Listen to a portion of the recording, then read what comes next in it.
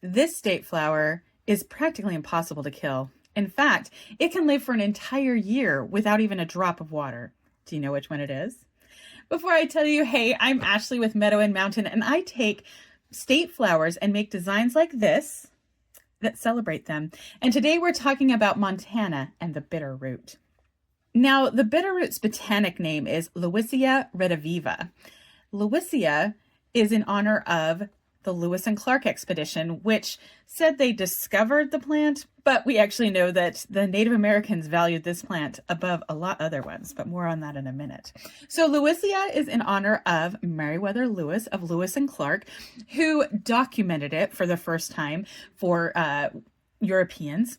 And rediviva talks about how it can be revived with just a little bit of water for up to about a year. Now to the Native Americans' use of the bitterroot. The Native Americans of the area would plan their seasonal migration for the blooming of the bitterroot.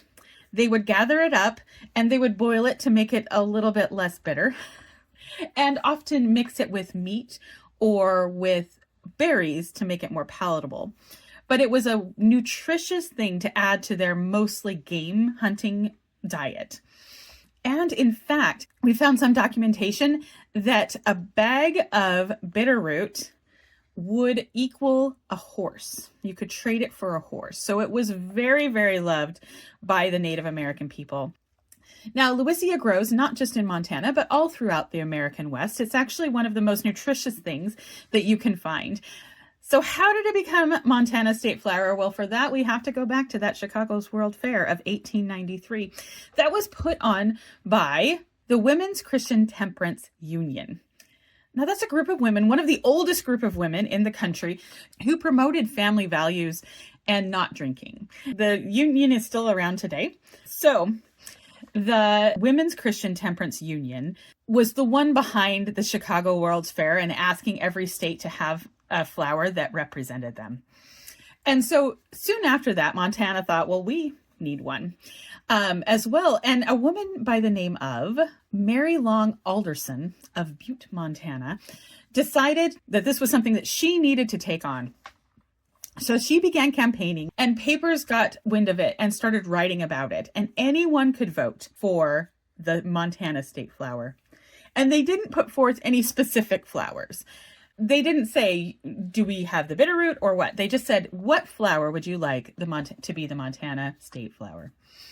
And so they got, let me look at my notes because I want to get this number right, 5,827 votes. Men and women, children, whomever could vote.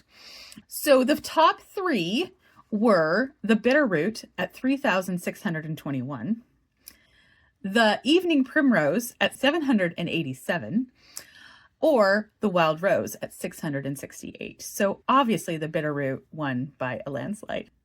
It grows in the sagebrush plains and on the mountainside. It blooms in April and July, and it can come in pinks, whites, or purples. Now, the bitterroot is getting harder and harder to find, much like a lot of things in the West, as people move into different places. But if you're in the mountains of Montana in the springtime and early summer, watch for that pink flower. This flower is worth its weight in horse. I love telling you the stories about the state flowers, and I hope you like this story. So tell me, which one do you want to hear next? Let me know.